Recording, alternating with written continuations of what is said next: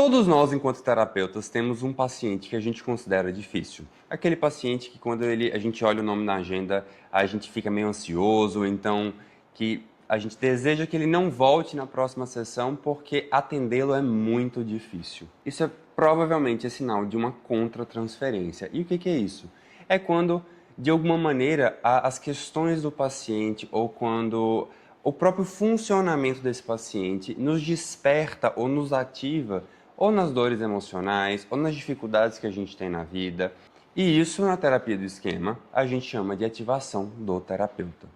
E quando a gente olha no processo da formação de estudos em psicologia ou na terapia do esquema em si, o próprio processo ele se dá de uma maneira onde a gente vai identificando quais são os esquemas que a gente tem, quais são os modos de funcionamento que nós temos, como que a gente tende a funcionar quando a gente está de alguma maneira inseguro.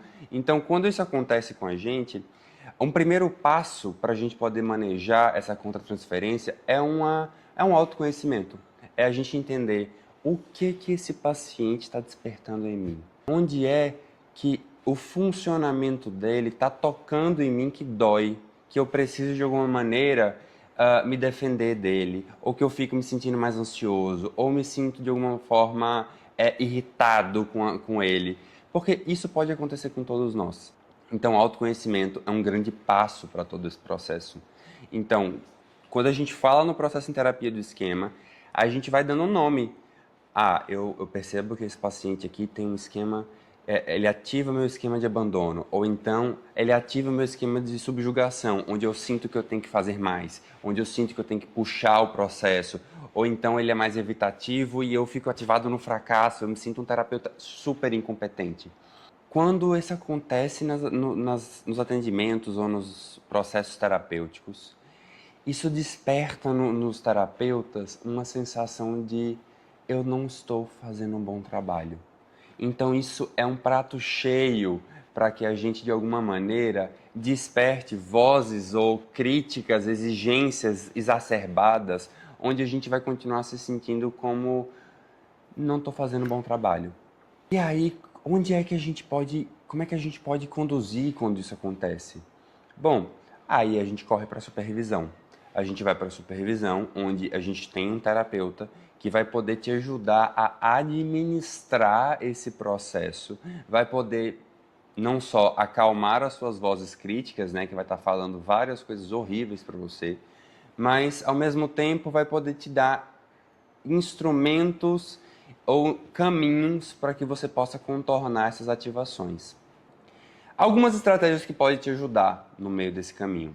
Bom, você pode respirar fundo, você pode se conectar com esse lado seu que é mais saudável, onde na terapia do esquema a gente chama de adulto saudável.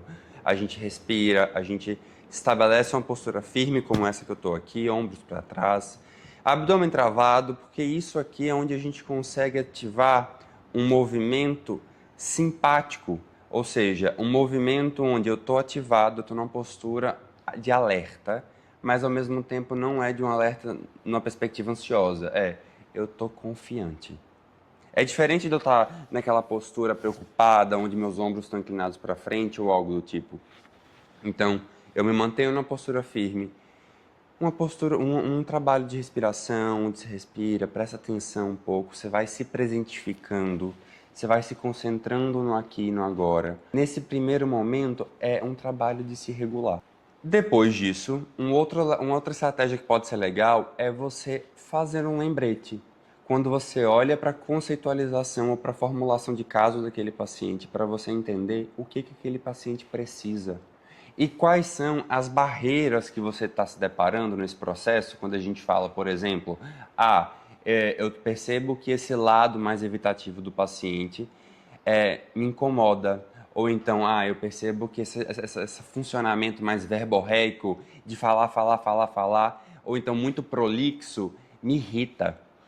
Esses são alguns dos exemplos que a gente pode enfrentar que podem gerar essa sensação de incômodo no terapeuta. Então, é parar e lembrar assim, o que esse paciente está precisando de mim? Qual é a necessidade que eu posso atender dele nesse processo? E uma vez que eu identifico isso, eu escrevo. Então, por exemplo, pacientes que são vítimas de relacionamentos abusivos, né? Então, desperta uma sensação de eu estou tentando fazer com que essa paciente saia dessa relação e eu sinto que eu não consigo, eu não consigo, eu não consigo. E aí gera uma frustração, uma sensação de impotência e fracasso. Quando na realidade não é nosso papel fazer com que ela saia. O que a gente pode contribuir é de alguma maneira ou fortalecê-la para esse processo, onde ela vai precisar tomar essa decisão, ou então de alguma maneira tentar dar ferramentas para ela conseguir se ajustar dentro dessa relação, caso ela não queira sair.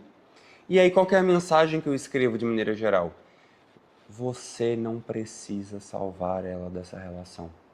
Então, isso é um exemplo onde eu consigo, de alguma maneira, me conectar com esse lado saudável, eu consigo passar uma mensagem do meu adulto saudável para alguma parte minha que seja, por exemplo, disfuncional, que queira ou então me subjugar e querer fazer pelo paciente, ou então hipercompensar e querer fazer demais, né? Onde eu tento dar estratégias, eu tento dar tudo, quando na verdade a minha proposta ali é só contribuir para que o paciente sinta.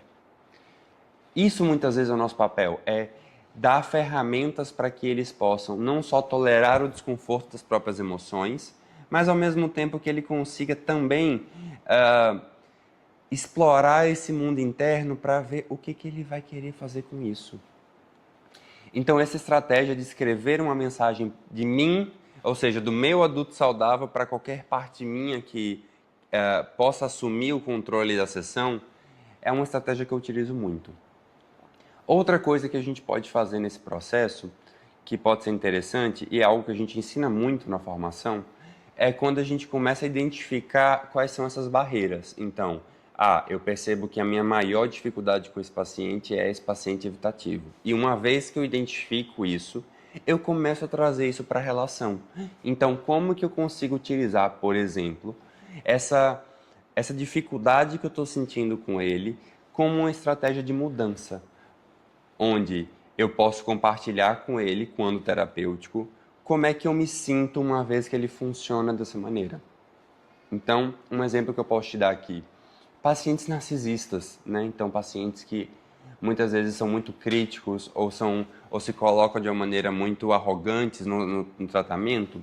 E quando eu começo a mostrar para o paciente que esse funcionamento, quando ele entra dessa forma, isso tende a me distanciar dele, quando na verdade o que eu sei é o que ele precisa é que eu fique mais próximo. E que ao mesmo tempo, quando ele entra nesse funcionamento, isso tende a me fazer pensar que outras pessoas lá fora podem, de alguma forma, sentir a mesma coisa que eu estou sentindo. Mas eu, enquanto terapeuta, compreendo as dificuldades dele, sei de onde vem e tenho uma compreensão e empatia por ele. Mas eu fico me perguntando se os problemas que ele me traz na terapia não são contribuídos também por esse funcionamento. Ou seja, eu estou pegando um comportamento e um funcionamento do meu paciente que, de maneira geral, me causa uma certa aversão, mas eu utilizo isso como instrumento de mudança. Isso é um dos grandes pulos do gato, quando a gente começa a utilizar as ativações do terapeuta como uma forma de ser terapêutico o processo.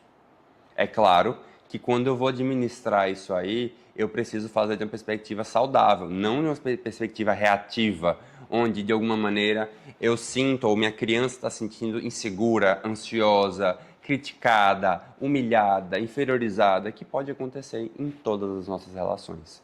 Uma outra coisa que eu acho que é legal a gente pensar é que nosso trabalho enquanto psicólogos, de maneira geral, é muito solitário, né? A gente está lá com o paciente no 1 a 1, né? Entre 4 paredes ou entre 2 telas, que nem sempre a gente tem muita clareza do nosso desempenho, ou de como que a gente está funcionando, aonde é que os pacientes estão ativando. Às vezes a gente fica ativado e nem percebe, porque é tão rápido, é tão automático nossas ativações emocionais, que podem acabar contribuindo de alguma forma para que a gente entre em algumas escaladas de conflito, a gente entre em alguns problemas sem perceber. E é aí que acontecem as rupturas terapêuticas. Ou seja, é quando de alguma forma a gente quebra a confiança, o vínculo com o nosso paciente e muitas vezes a gente perde a oportunidade de reparar. Nesses momentos, quando as rupturas terapêuticas são os momentos onde, por exemplo, a terapia ela não é terapêutica, e sim ela causa alguma forma de microagressão, onde a gente perde a oportunidade de reparentalizar o meu paciente, porque afinal, tem uma mensagem que eu gosto muito, que me ajuda a atender também esses pacientes que são mais desafiadores para mim, que é: quando eu sinto que não mereço o seu amor, é quando eu mais preciso dele. Essa é uma frase que sempre, que quando eu tenho algum paciente que é um pouco mais desafiador, um pouco mais hipercompensador, me ajuda a empatizar. Outra estratégia clássica que a gente pode adotar, que é muito legal e é proposta pela Wendy B. Harry, referência em tratamento de narcisistas no mundo, é quando a gente solicita para que o paciente te envie uma foto dele enquanto criança, e aí a gente, antes de atender, pode trazer essa foto porque é dessa criança que a gente precisa cuidar. E o que a gente está vendo, as barreiras que a gente está vendo, nada mais é do que como ele precisou se defender ao longo de uma vida, sendo de alguma forma negligenciado, incompreendido, abusado e dentre outras violências que ele pode ter sofrido. Essas estratégias todas que eu estou trazendo aqui para você são estratégias que aos poucos a gente vai internalizando quando a gente tem um acompanhamento, né? Quando a gente vai treinando. Manejar contra-transferência, ativações do terapeuta, quando a gente vai manejando esse processo todo, é um treinamento, né? É uma habilidade como qualquer outra. Do mesmo jeito que a gente aprende a colher, do mesmo jeito que a gente aprende a avaliar. Então, todas essas estratégias que eu estou trazendo aqui para você são coisas que a gente vai ensinando ao longo de uma formação de terapia do esquema. A gente tem vários módulos onde a gente vai explicando como é que isso se dá. A gente tem um programa de estágio que dura mais ou menos uns 10 meses, onde a gente explica e acompanha todos os terapeutas, dando supervisão, aconselhando, orientando, direcionamento, treinando, que afinal de contas, quando a gente pensa na psicologia, quando a gente pensa nessa formação, leva um tempo para a gente sentir segurança, né? E leva um tempo para a gente administrar não só as nossas ativações emocionais, como as dos pacientes. Então isso leva tempo. Mas eu sei que, assim, quando a gente está nesse processo de formação, não só que o processo de formação dos atendimentos é muito solitário, porque é no 1 a 1, mas o processo de formação tende a ser tão solitário também porque as pessoas tendem a se sentir muito sozinhas nos estudos. E é por isso que a gente tem como valor aqui no Insere a criação de uma comunidade. Ou seja, pessoas que estão ali estudando, que estão ali se dedicando por um bem comum, por se tornarem a melhor versões delas, por acreditarem que os pacientes delas sentem e precisam do melhor tratamento que elas podem oferecer. Todos nós, né, somos de alguma forma curadores feridos, né? Todo aquele curador de alguma maneira precisou de cuidado, já precisou de alguma forma ser tratado de alguma forma. Nós não somos psicólogos à toa, então quando a gente chega numa nova formação, ou quando a gente chega nos nossos atendimentos, a gente carrega uma bagagem emocional de uma vida, né? E é por isso que a gente precisa ter um olhar atento à pessoa do terapeuta e não só ao paciente. Isso tudo que eu estou trazendo para vocês é um pouquinho, é uma pílula do que normalmente a gente ensina ao longo de uma formação em terapia do esquema, onde você vai ter aulas práticas, aulas teóricas, oficina de técnicas, plantões tira-dúvidas, um programa de supervisão e muito mais, né? Afinal de contas, a gente valoriza esse cuidado integral, onde a gente vai olhar para a pessoa do terapeuta, para a carreira do terapeuta, para as ativações emocionais e também para a instrumentalização técnica, que também é importante. Eu sei que a nossa profissão é muito desafiadora, né? São muitas teorias que a gente tem que aprender, são muitas técnicas, a gente precisa se capacitar com muita frequência.